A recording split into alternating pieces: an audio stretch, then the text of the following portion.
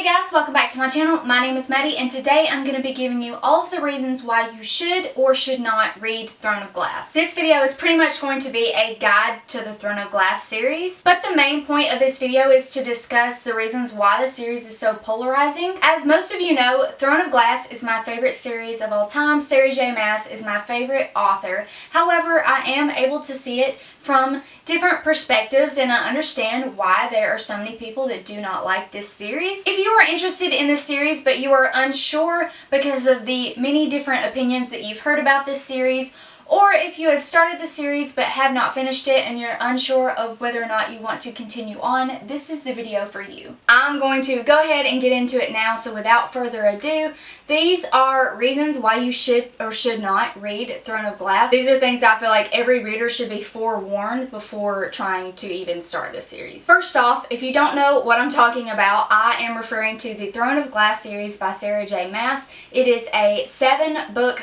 YA fantasy series. The first books are definitely YA, but as the series continues and the world expands, the series grows, it turns more into new adult, so just be aware of that. There are several different ways you can read this series, and by that I mean the order that you read them in, and I personally have two favorites. First, which I feel like should be the more obvious one, is the order of publication. If you are unsure of the order that you want to read these books in, I definitely recommend just going by the publication order. First, we have Throne of Glass, and then we have The Assassin's Blade, which is a bind-up of 5 novellas, Crown of Midnight, and then we have the third book, Heir of Fire. Book 4 in the series is Queen of Shadows, but if you're considering The Assassin's Blade, it's technically book 5. Next, there's Empire of Storms, Tower of Dawn, and then Kingdom of Ash. And if you're thinking about skipping this one, I definitely recommend that you do actually read it, because these stories are definitely applicable to the rest of the books in the series. These novellas are all set in the same world. They all follow the main character, Selena. However, they follow the events in her life before the first book, Throne of Glass. And although it is a bind-up of novellas, it definitely reads like a full-length regular novel. There are some timeline gaps in between each story,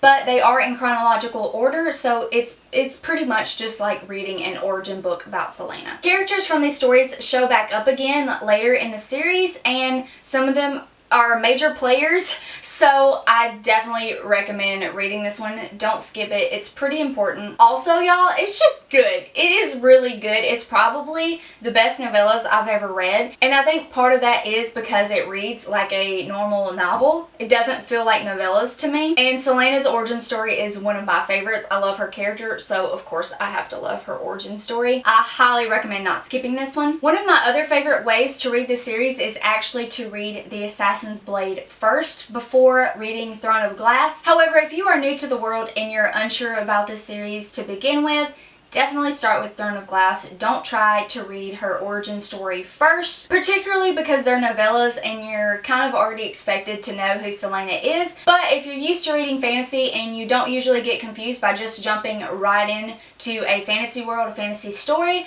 and you're interested in Selena's origin story, I definitely recommend reading her origin story first. It really helps you get to know her character, where she came from, why she is the way she is today, and the events in The Assassin's Blade actually lead right on up to the very beginning of Throne of Glass. Throne of Glass is really just a continuation of the last 2 novellas in The Assassin's Blade. So if you can jump right on in to The Assassin's Blade first before starting the first book, Throne of Glass, I personally enjoy it that way. If you have no idea what this series is, it follows a teenage female assassin named Selena Sardathian, and I believe in this first book she is 18 years old. However, we do have stories following her when she was 17. And if I'm remembering correctly, the whole series follows her up until she's almost 20 years old. Sarah J. Maas wrote this when she was a teenager herself, and it was originally a retelling of Cinderella. However, it since turned into what it is now. So if you have heard that this is a retelling of Cinderella, it's not. It's just very, very loosely based off of Cinderella. It only has a few elements of the Cinderella story in here,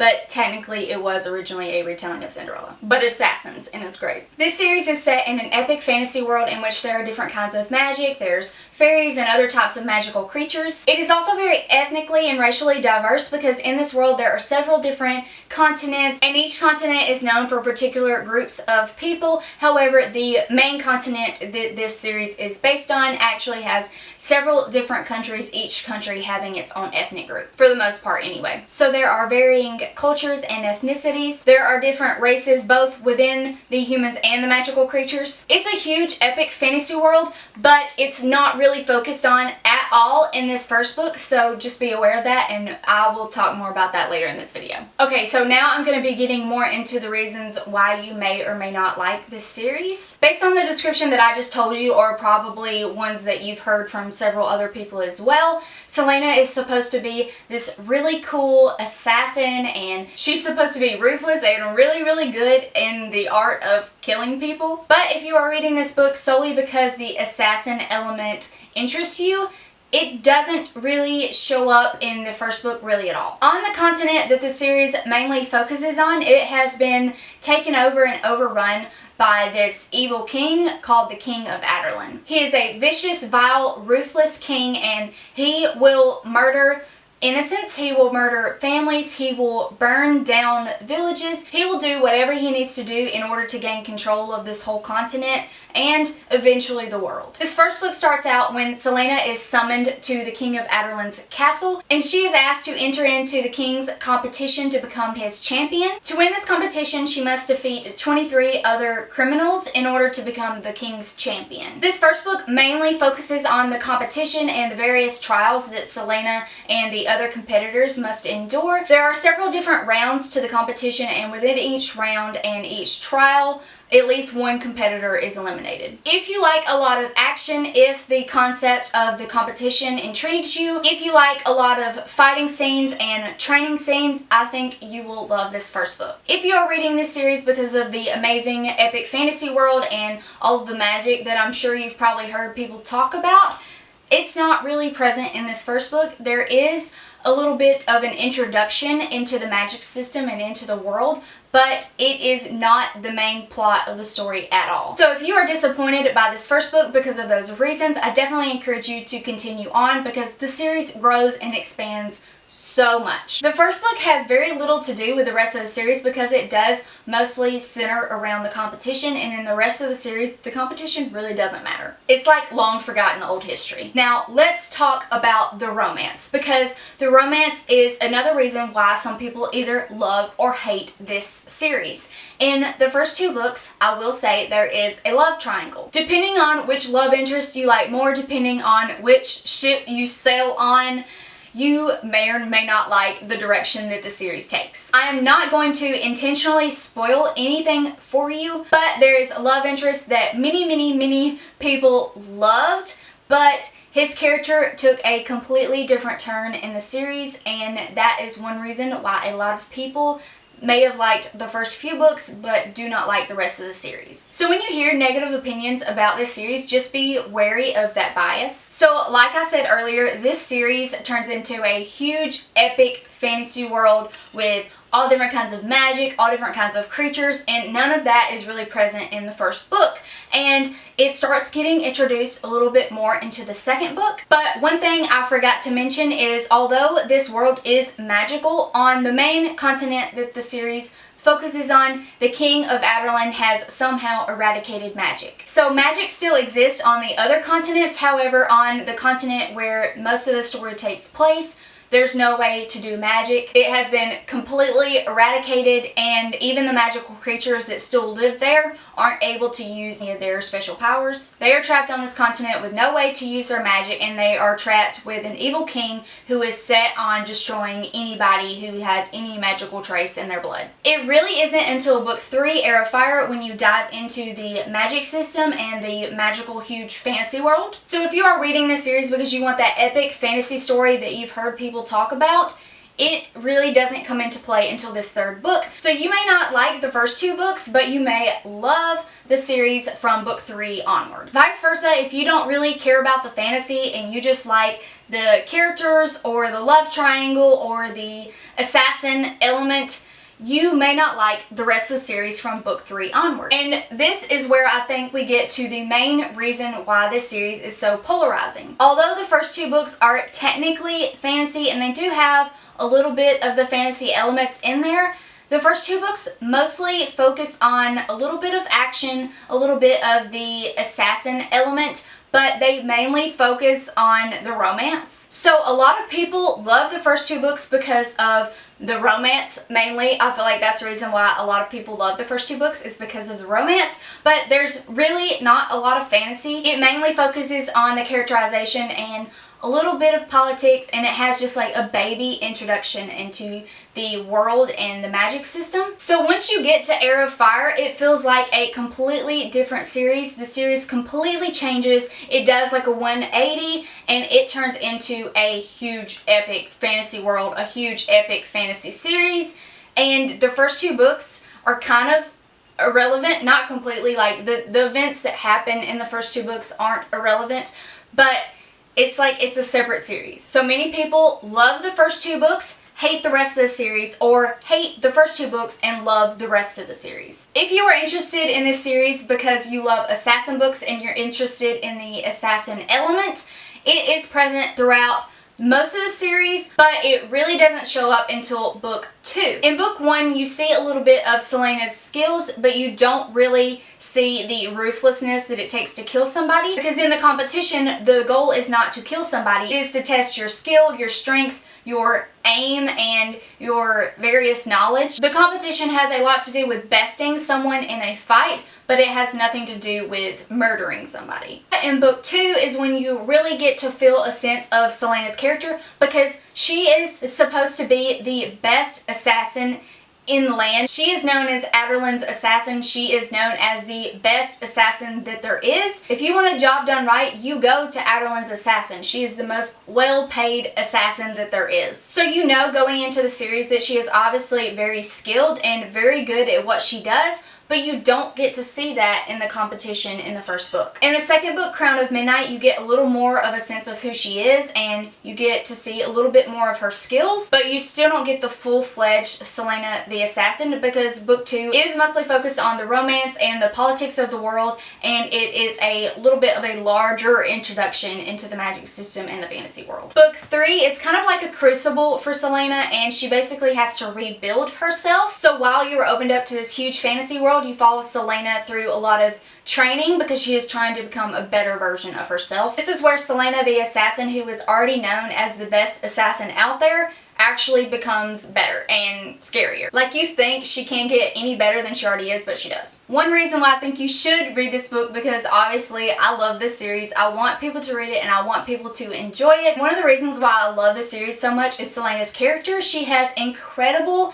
character growth. If you like interesting epic fantasy worlds, I think you'll like this series. If you like intricate and action-packed plot, I think you will like this series. If you like character-driven books, I think you will like this series, because it encompasses all three. But again, keep in mind the first two books are vastly different from the rest of the series. Every character in this book has incredible character growth. But Celaena in particular is one of my favorite characters of all time, because she really does have a horrible, tragic past, and she got through it. She goes through so many horrible, tragic things within the series, and she gets back up again. She makes it through. She deals with grief, sorrow, pain, loss, depression, and in times of her life, she hasn't always had someone to help get her through, but she somehow found it within her to survive. But then also in the series, she has other people to help her and support her and help her fight through these things. She has gone through so many crucibles, it's ridiculous. No one should have to go through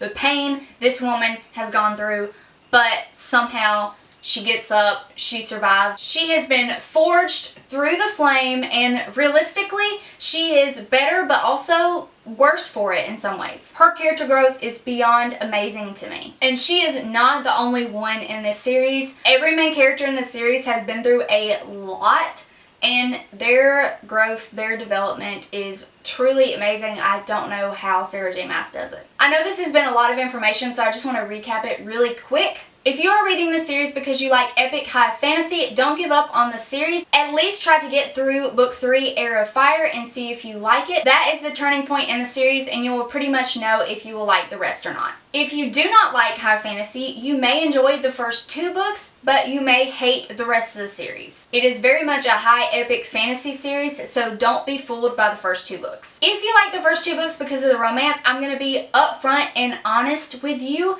If you are the type of reader who gets their heart set on one love interest, like, I'm just going to be honest with you, there are so many love interests throughout the series, not only for the main character Selena, but for the other main characters as well. There are so many different couples, it's like a relationship web. It's very realistic in a sense that people grow and change over time, sometimes for better, sometimes for worse, but usually you grow to love more than one person in your life, and sometimes relationships don't work out. And I'm not trying to spoil anything for you, I just want you to be wary of that going into it, because your ship may not be in-game. And I personally feel like a lot of people let their bias towards one specific pairing cloud their judgment for the rest of the series, where they don't enjoy it and they trash the books just because their ship didn't work out. And I don't like when people do that, so I'm just being honest with you up front. Be wary of that going into it if you are the type of person who gets your heart set on one love interest. And lastly, if you are reading this series because you've heard of the